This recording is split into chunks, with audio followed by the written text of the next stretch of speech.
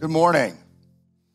A husband went to the doctor and he was just there for a routine checkup, but he has recently had some high blood pressure and the doctor's noticing. And so the doctor kind of stops and says, "What's going on? What's stressing you out? Like, what's going on in your life that this could be happening?" And, he kind of stops and says, "I think my wife just has a contentious desire to fight all the time, like just this constant anger and these flare-ups and these verbal battles." And so the doctor stops for a second and says, "Okay, here's what you need to do. The next time that that's about to happen, just get a glass of water and take a drink of it and just swish the water back and forth in your mouth over and over again. Just do that for a little while and see what happens." So about 5 to 6 weeks later, the husband comes back to the doctor and says, "Oh my goodness, I can't believe it. This is like life-changing. Like our fights have like basically disappeared. Like, what is it about the water that causes this to happen?" And the doctor says, "The water does nothing. It's keeping your mouth shut that does the trick." We're reading through Proverbs, we're reading through the wisdom literature, and today Proverbs 15 opens up, which is the one we will be reading, with this proverb: "A gentle answer turns away wrath, but a harsh word stirs up anger." And we're talking about these three books that make up this entire kind of perspective, insight and lens to the world and how we can be wise and gain wisdom and actually live life well. And so we looked at Proverbs last week, which basically we're saying it's an equation. And when you read through the book of Proverbs, that's what it is. It's the basic realities that seem like common sense, but they're not that common. There you go. A gentle answer turns away wrath. 2 + 2 is 4. So, you see this everywhere. Road rage, in basketball games, in anything, where when your kid's in the back seat, whatever, you at work, you couldn't help but fire off that text, or the email, you couldn't help it. But as soon as you apply that, when you are worked up and you don't respond with any type of anger and you just have gentleness about it, it just diffuses the situation 99% of the time. 2 + 2 is 4. So this is the reality of wisdom in the world. I was actually talking with someone yesterday that asked me what I'm teaching on, just kind of randomly. What am I teaching on at the church? And I said, well, we're talking about Proverbs and how it's an equation. Basically, it teaches that 2 + 2 is 4. And so if things are going well, it's probably because you did the right thing. And if things are going bad, then it's probably because you did some things you shouldn't have done. And the person was like, "Oh, like you mean like you have control of your life a little bit?" And I was like, "Yeah." And this person kind of went on to muse around the idea that a lot of us think that if faith, and this is what I started off the series with, the faith is just exists in our mind, and it's just in our heart, then if I think the right things about God and I feel the right things about God, then God will orchestrate the world around me to work out for me. And then you get frustrated when it doesn't work out for you because you made the disconnection yourself. Faith is not just hoping and thinking that it all goes well. God, I'm praying, I'm doing all these things, which you should pray, but that's not the reason that you pray, is not to just make sure everything goes well. That's not the extent of your faith. Your faith is lived out. And so if you find yourself in trouble, most of the time, it's because you walked into it. It's not as complicated as you might think. So when we start to see the world that way and we read the Proverbs that way, then we start to take responsibility, and it's a wonderful thing. And so we're looking at these three books And last week, we kind of talked about how Proverbs is the beginning of wisdom, right? It says the beginning of wisdom is the fear of God. And this isn't the kind of fear that makes us run away from God or cower. This is a genuine respect and honor of God, where at first you're starting to utilize wisdom because you understand there's information in the world that you didn't tap into or you need to tap in. And if you do, then you could be skilled at something. And then you actually start to know God. And that's where real wisdom with the moral component starts to come together. This is where you know God. You have a relationship with God. And so you interact with him, and you're not just knowing how to be good at construction or be a doctor or be good at conversations or whatever. You're not just utilizing the grain of the world and the way it works. You actually understand the moral components. You understand right and wrong, and you tap into this relationship with God that's something that's so real that he gives you insight into the world he made, which is material and moral. And so when you start to move up this way, what you've done is you've understood responsibility. So now we're gaining wisdom. We're getting better as we get older. We're taking responsibility for our life. We're understanding 2 + 2 is 4, and we're not blaming it on anybody else. It's not, well, we don't have any money. It's like, well, did you work? Yeah, I worked. Did you save any money? No, we didn't save any money. Well, that's your fault. That's not we don't have any money. That's you didn't do what you should have with your money, and now you can't pay for the broken HVAC thing in the basement. That's not, oh, I need to have faith, and God will just, he'll come through because I love him all the time. He's going, if you love me all the time, then you'll do better with the stuff I've given you with your time. I know this is not the message you hope to hear today, but that's the truth. So then as we fear God, we love him more, we know him more. Now we're getting another lens, and that's what today is about the book of Ecclesiastes.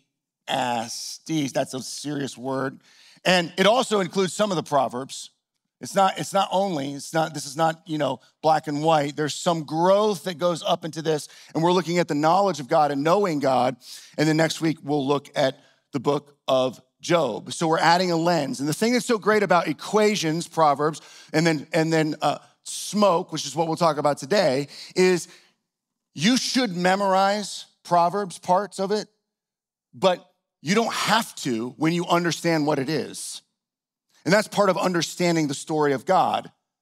And when you understand that the book of Proverbs is a bunch of 2 + 2 is 4, then there might be ones that you memorize and you kind of live by them and they help you in the moment. But it's so helpful to just know that you can at any moment see wisdom through a situation because you know that 2 + 2 is 4. And Ecclesiastes does even more to give you great definition and insight into the lens through which you see the world that we all live in today.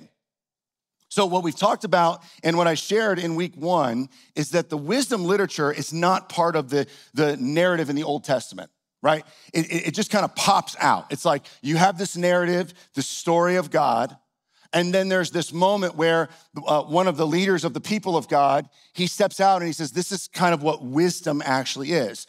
But this is important to know. The Old Testament is all about wisdom and humans choosing it and about seeking the right kind. So the narrative itself is about wisdom. But the wisdom books are not in the narrative. They're just kind of pop out. But the narrative is about humans choosing to do things God's way or not. And that is wisdom. The whole thing is wisdom. So I'm going to unpack a piece of this whole narrative again through the lens of wisdom. And one of the things I want to encourage you to do before I do this, because this is something we'll do all the time, we teach through biblical theology and the story of Scripture several times a year in a class called The Beginning. You need to go to that so that you can understand the main narrative, the main arc of the story of the entire Bible. And in several weeks, we will give you that. And again, that's another thing that when you understand the narrative, when you understand the story, when you understand the arc and the main themes, then you can kind of, instead of feeling like, oh, I have to memorize every single part, you can know what God has been up to throughout the whole thing. And then when you read it, you have context for what you're reading, as opposed to just reading something in a vacuum. You need the narrative. A great storytellers, when they make movies, they do this. They set your context for you, so you know where we are. And then when something is happening, you know that when they did that one thing, that it's related to some factor in the world they live in, and so it means something. And that's what we're doing with the beginning. So please sign up for this. The next one starts on May 7th. It's 7 to 9. You can do that on the QR code, Linktree, on our sites and app and all that. We want you to be there. So what we see and what you read before I came out, part of the narrative of Scripture, is that the first failed human action is described as a misguided quest for wisdom. Actually, that is what Adam and Eve mess up. They go on a misguided quest for wisdom. We think of it in a little more generic terms. They sinned. They did something they're not, they disobeyed. But it's more specific than that. It's more directly related to a person believing that they don't need God in order to figure out the world that they live in. So you have these two people that go on this quest, and they are going to move about finding the knowledge of good and bad in the world. The humans are commissioned in the beginning, if you know the story, the humans are commissioned to be co-rulers with God. That's an important aspect. Co-rulers, partners. They're supposed to rule over this and build this Eden out into the world with God. They're partners, they're co-ruling. So whenever you're co-ruling, what you have to do is make decisions. We see in the narrative that God is not with Adam and Eve all the time. And so they have to make decisions. And God's gonna come back and see what kind of decisions that they made. They're ruling. They're taking this thing, moving it from A to B, building things, teaching things, naming things. And God comes back to check on their work. They're making decisions because they represent God. They have to decide stuff. And you know what this is like. Once you really have a good job and a boss who gives you authority, then they give you authority and they give you responsibility and they don't micromanage you and they walk away. But then they come back and they say, what'd you do? Why'd you make that decision? Why'd you do that? That was good. That was okay, great. That's great. Tell me what your thinking was. Good job. Keep moving forward. That's what God does. You're there to make decisions. So he's wanting to know what kind of decisions you're gonna make. What kind of decisions are the humans gonna make? How will they determine a good decision from a bad decision? How will they know what's good or bad? And the way that the narrative is telling us is that God is the one who's supposed to train them in what is good or bad, what decisions that they should make. So he's gonna train them and teach them and tweak them as they go, but he's supposed to be the source for the wisdom of good and bad. And so what you see is that God says, here's this beautiful place. Here's this tree of life, which you eat of that, you just live and go. And here's this tree of the knowledge of good, and it says evil. But in the Hebrew, that word for evil is a word the word is ra, and it can be translated evil. But it has a bunch of different possible translations. All throughout the Old Testament, you see it primarily translated into the word bad. It's not necessarily that the Adam and Eve are looking at the tree going, oh, we could do good or we could do bad. The tree itself represents the people choosing to decide what is good and bad on their own terms. It's like saying, instead of us learning what is good and bad from God, we're going to decide what is good and bad. Instead of God telling us what is wise, we're going to determine what is wise. So, taking from the tree of the knowledge of Tov and Ra is really the choice to make decisions based on what we say is good and bad instead of God. God says, don't determine what is good and bad on your own. Your children, learn. I will teach you what is good and what is bad. I will determine the direction that you should go, and then I'll let you go in it. But as soon as you depart from deciding what is good and bad based upon what I say, and you go into the world and we say, oh no, this is right and this is wrong, now you become God, and that's the whole deception. Oh, you're gonna be like God. You're gonna be like more than God. You are gonna be like able to create your own reality. And this is so true in the world that we live in, you know? Like I live in this world where we have young kids and they think they know what's good and bad. And I have to tell them, you're wrong. That's not right. Now, when they're little, we do that more directly, right? And then when they're older, as you grow, you are supposed to kind of import your understanding of good and bad into your decisions. And that was actually the trajectory of Adam and Eve. Eventually, they would be able to do it all on their own. They would understand what is good and bad fully, but God's gonna teach them at first so that then they can go figure it out. So like my daughter, she really wants to play guitar.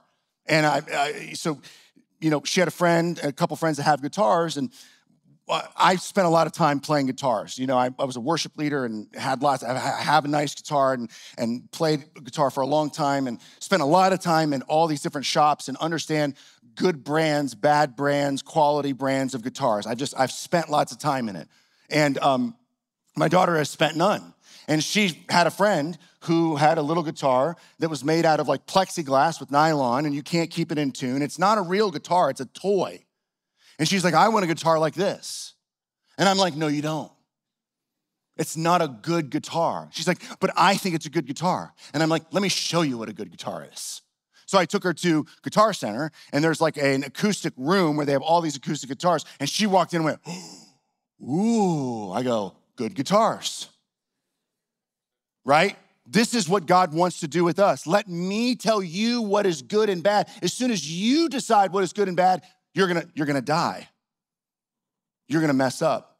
And what happens in the story? As soon as they decide to say, we're gonna be the ones to determine what is good and bad, they hide from one another, they hide from God, they blame each other, blame God, they blame the enemy. God said they would die when they ate from the tree, when they decided to determine what is good and bad, when they were gonna say, we're gonna make wisdom what we say it is. So now they're afraid. They're afraid of God in the kind of unhealthy fear that pushes them away from God. It pushes them away from God. They're afraid of God. God never wanted us to be afraid. Fearing God is draw near to me.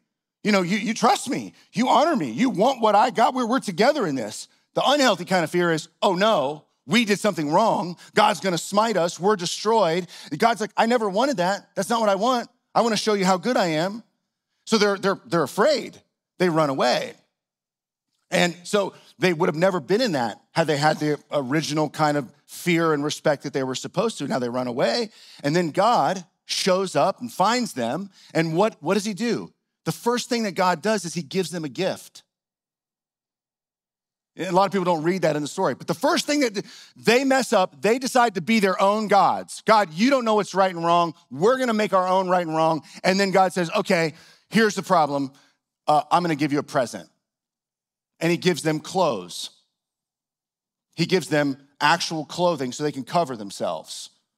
Because they realize suddenly they're naked, something changed, they're afraid, they cover themselves with fig leaves, and God's like, that's not gonna do the trick. You need clothes. I'm gonna give you better clothes. He gives them a gift. But then he does exile them out of Eden. But he does not have them die. They think that they're gonna die that day. It's clear in the text that you will die. They don't die. They get sent out of Eden. They go away. And now the whole story of humanity is about people choosing what they say is good and bad instead of what God says, which always causes problems. So one way to think about this is that the book of Proverbs is kind of like the simple, fruitful reality of life in Eden. You know, you work hard every day, you have a crop, you know, you go to sleep on time, you wake up, you'll be strong and healthy, you're kind to your neighbor, they'll be kind to you. It's kind of a simple world, 2 + 2 is 4. You know, and then what happens is life moves outside of Eden in exile, and this is the book of Ecclesiastes. This is the book of Ecclesiastes. The book of Ecclesiastes is a lens to see the world outside of Eden. It says this, it says 2 + 2 is 4. It's true sometimes on a theoretical level, but now we live outside of the garden under the sun. You're just gonna have to settle and hope for the best. Because even if you embrace Lady Wisdom, you're not exempt from these often horrific conditions. Wisdom understands now we live in a gloomy place that's not quite crystallized, that's not as easy. A lot of the principles from Eden have translated into it. 2 + 2 is 4 most of the time, but now we've got this part that makes things difficult. Ecclesiastes says, yeah, now your life is dim and gloomy, and it's tough, or it's absurd. Or in one translation, and we'll look at it, it says that life is like smoke. Equations, smoke, and horses. So what happens in the book of Ecclesiastes is there's 2 sections, basically. There's an author who opens the book and he closes the book, and then there's a teacher in the middle. And the author, basically, he comes out, and if it was like a speech, he opens up and he says, I'm about to introduce you to the teacher. You should listen to everything he says. Here's a quick summary of everything that he's gonna say, and then I'm gonna have him come say it. And then he comes out and says it, and then he says, give him a hand. He says, now let's qualify that. And that's the book of Ecclesiastes. So the author says, I want you to understand this. I want you to hear this. You need to put this in your bag of tricks in order to make it through this terrain that we all live on right now. And then what happens is in the middle, there's a big experiment that the teacher does. And that's what he comes out and talks about. And that's what he writes about. He does this giant experiment with life. The teacher goes out and tries everything in the world. He experiences all the different realities. And what he's doing is he's trying to find a pattern, something that he can say to people, this is what I've learned. Here's what it is. I've kind of learned at this. And the pattern that he finds is that life is gloomy and unpredictable, and it's a land of beauty and imminent doom. And so he summarizes his entire take, the pattern that he gives us for this is how you should interpret it, is he uses this word, hevel. He says, life is hevel.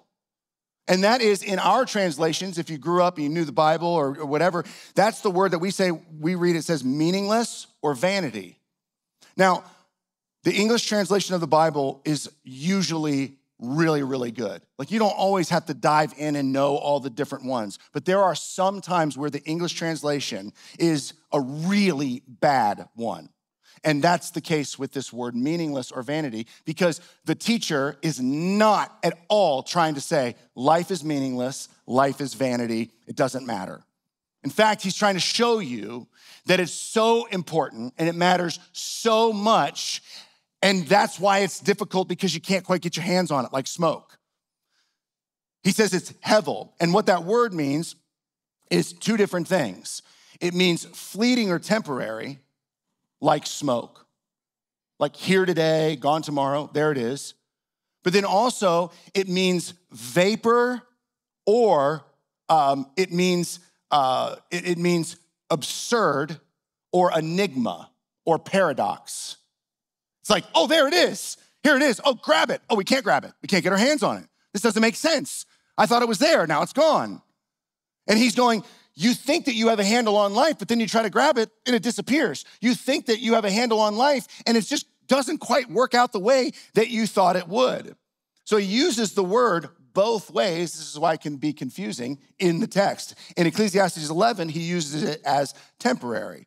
He says, however, many years anyone may live, let them enjoy them all, but let them remember that the days of darkness, for there will be many, everything to come is meaningless. Everything to come is like smoke. It's gonna be gone in an instant. And then in chapter 6 and in chapter 8, we'll look at chapter 6, he uses it, which is the way he uses it most of the time. Of the 38 times he uses it to say, this is kind of an unpredictable reality. This is kind of an absurd enigma. Like, I don't know what to tell you guys. Life is like smoke. It's like hevel. And he says this, I've seen another evil under the sun, and it weighs heavily on all mankind. God gives some people wealth, possessions, and honor so that they lack nothing in their heart's desires. But God does not grant them the ability to enjoy them, and strangers enjoy them instead. This This is hell. Like, what in the world? That doesn't make any sense. God gives people all this stuff and then they don't get to enjoy it? I don't get that. He's looking at a part of the world and he's going, if 2 + 2 is 4, then that wouldn't happen. And he talks about it again, and this is the one that really strikes home for most people. I'm just gonna read this one. There is something else meaningless or hevel, like smoke, that occurs on this earth. The righteous who get what the wicked deserve, and the wicked who get what the righteous deserve. This, too, I say, is meaningless. And the reality is that the teacher is going, hey, that's life. Sometimes you may do everything you're supposed to do, and it may turn out really bad. And the wise person has this in their mind as it's related to how they view the world.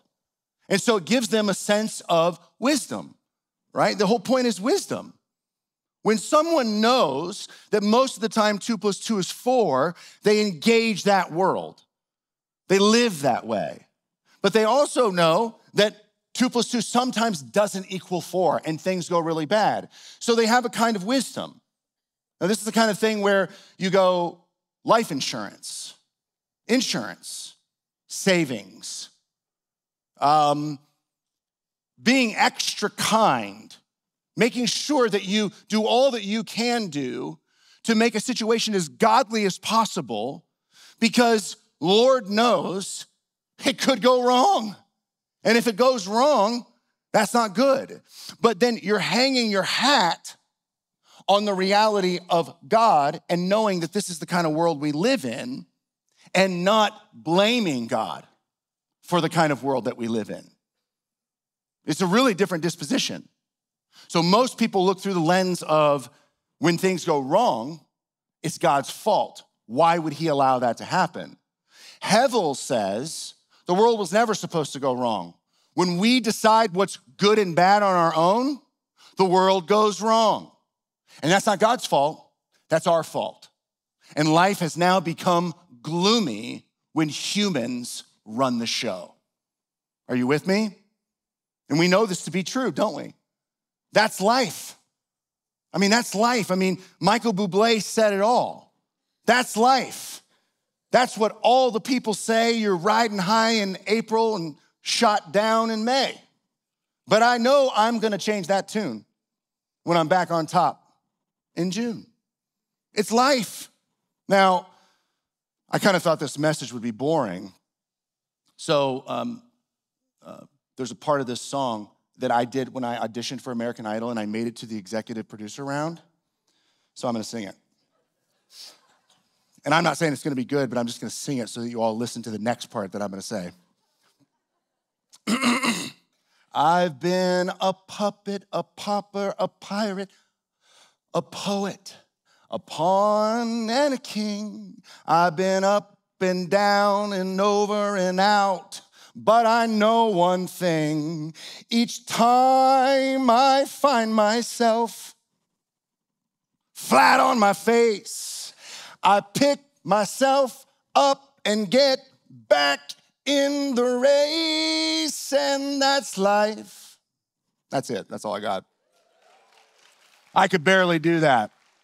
My goodness, I can't sing anymore. 2 + 2 is 4. If you don't use it, you lose it. And so the author closes down the lesson. And here's what he says in Ecclesiastes chapter 12. He says, not only was the teacher wise, but he also imparted knowledge to the people. He pondered and searched out and set in order many proverbs. The teacher searched to find just the right words, and what he wrote is upright and true. This is the author coming back out after the speech. Now, all has been heard. Here's the conclusion in the matter. He says, I want you to just qualify everything that he just said. Life does fall apart, but here's the bottom line. Fear God and keep his commandments. For this is the duty of all mankind. For God will bring every deed into judgment, including every hidden thing, whether it is good or evil. You understand what the author is doing? He's saying this reality can warp you. You can run away from God because your world falls apart. But that is the exact wrong thing to do. Understand, take into account that that this could be a mess, that this is kind of smoky, vaporous, enigma, upside down world. That's what we live in now. This is life outside of Eden. You better figure it out. That's life. You're up, you're down. Who knows? Don't turn your back on God. Don't you turn your back on God. Then never turn your back on God. Turning our back on God is what God is here in the first place. You're just going to add insult to injury. You see the difference? You see the difference when you understand the narrative? The only reason we're in exile out of Eden is because we thought we knew what wisdom was. And we messed it up, so then we go out and then it makes the world worse. And then that wicked world we live in falls apart and we blame God. And he goes, dude, look in the mirror. I gave you Eden. I gave you life. I said I'd teach you. I wanted it to be simple. Now it's gloomy. It's absurd. Listen. Take into account the way things are now. Have a wide base, right? Live in a sense of balance because you might get knocked over. And when you get knocked over, that's when you're supposed to just stay down there and worship God. You hear me? When you get knocked over, that's not when you are over God. That's when you stay down there and worship God. You with me? When you are weak, that's when you stay weak and you reach up to God. When you lose, you stay lost and you say, God, I need you. The life that we live in is gloomy and broken. I get a phone call every single week from good people who so-and-so went to the hospital. This accident happened, so-and-so passed. It's all the time, all week long. And I live in this world where if I didn't have this lens, I don't know how I would do this job. I'm proximate to more tragedy than most people. And I go, that's the way this is. We need to pray. We need to take into account, we need to be alert of the way that the world is and let it do anything but turn us from God. In the end, what the author says is don't take these words too far, but let these words bother you. Let them bug you. Let Ecclesiastes stick in your mind so that you're not shattered when your life doesn't work out how you hoped it would. Isn't that something you never thought you'd hear at church? Right? Life has this reality, and we have to put our arms around it, and we need to lock arms with God.